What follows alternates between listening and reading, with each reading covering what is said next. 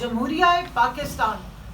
کی شہری ہیں، لیکن پچھلے 2.5 سالوں میں آپ نے دیکھا ہے کہ یہاں پر جس طریقے سے خواتین کے ساتھ ظلم ہوا،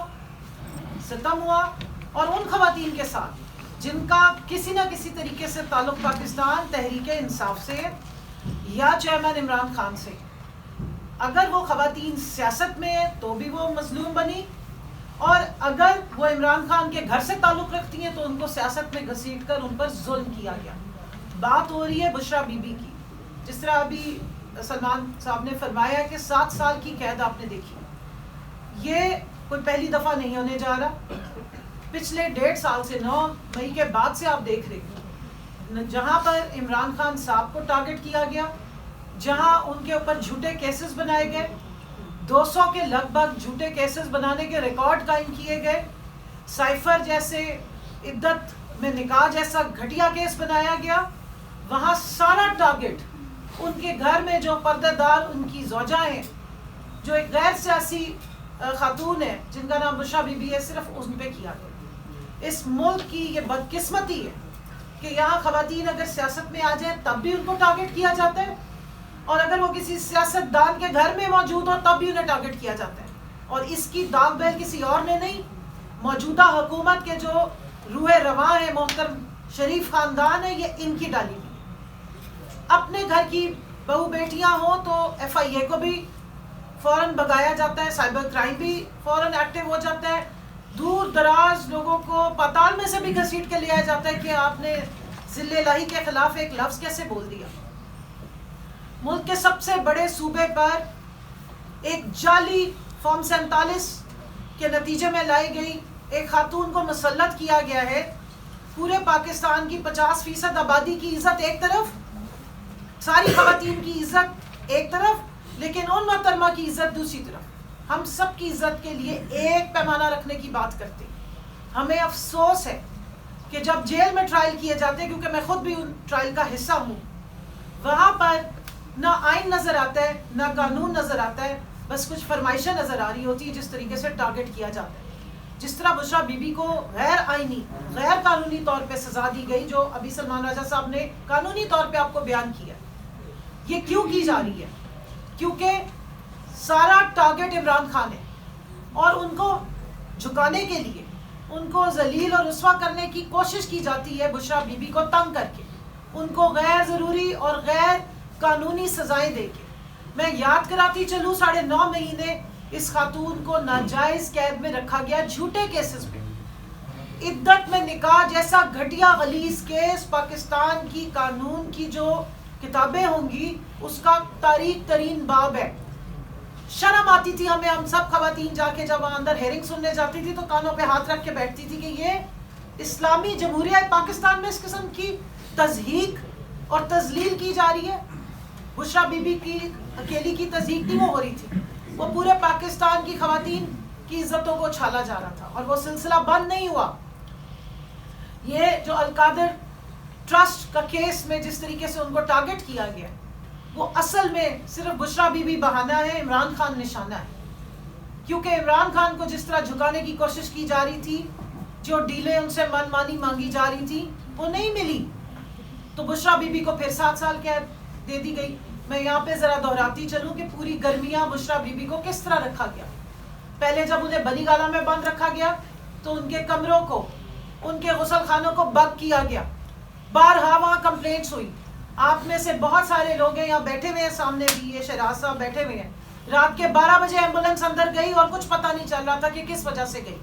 ان کے کھانے میں زہریلا مواد ڈالا گیا جس سے ان کی زبان پہ چھالے نکل آئے۔ اس کے بعد جس وقت ان کو اڈیالہ جیل میں شفٹ کیا گیا تو ان کا شدید گرمی کے دنوں میں ان کے بستر پہ رات کو پانی ڈال دیا جاتا تھا تاکہ وہ سو نہ سکے، کمرے کی بجلی بند کر دی جاتی تھی، کمرے میں چوہے چھوڑے جاتے تھے، ان کو نظر بند رکھا گیا۔ کتنے دن ان کی ملاقات نہیں ہونے دی، نہ ان کے خاندان والوں سے نہ وزیر اعظم عمران خان سے۔ اس سب ٹارچر اور تشدد کی وجہ کیا تھی؟ کہ وہ جھک جائیں، وہ ٹوٹ جائیں اور جا کر پریشرائز کریں کہ جناب آپ مان جائیں جو ہمیں کہا جا رہا ہے۔ لیکن آفرین ہے کہ بشریٰ بی بی کو بھی نہیں توڑا جا سکا۔ وہ اس ملک کے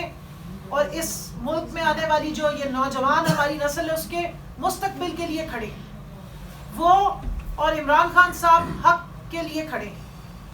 اور ہم ان کے ساتھ اس لیے کھڑے ہیں کیونکہ کل سے میں دیکھ رہی ہوں, پرسوں سے, کہ ایک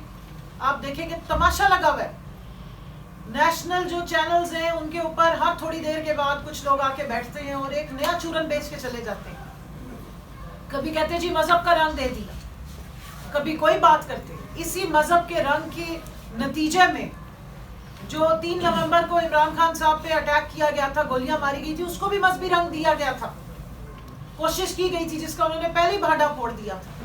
لیکن یہاں پر میں ان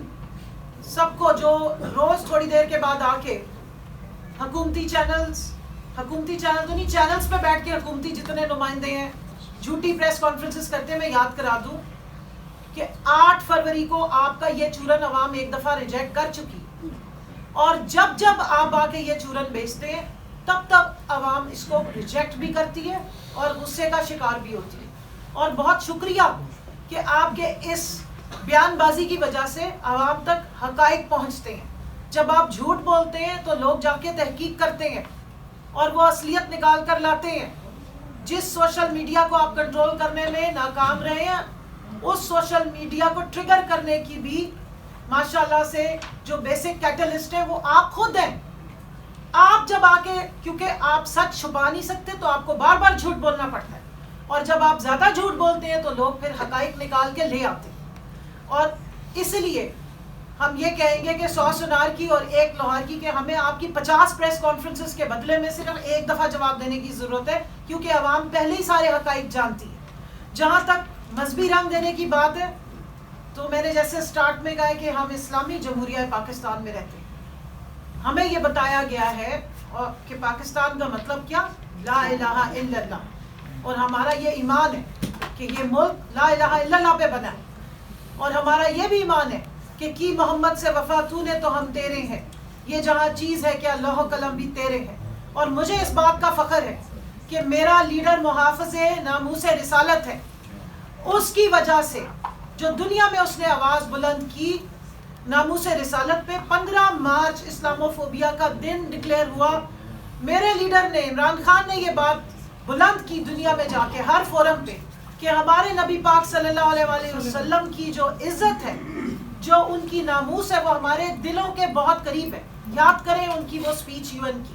جس میں انہوں نے آواز دے کے بلند آواز میں لوگوں کو بتایا کہ شاید مغرب یہ نہیں جانتا کہ جب آپ ہمارے نبی پاک صلی اللہ علیہ وآلہ وسلم کی شان میں کوئی گستاخی کرتے ہیں تو مسلمانوں کے دل دکھتے ہیں.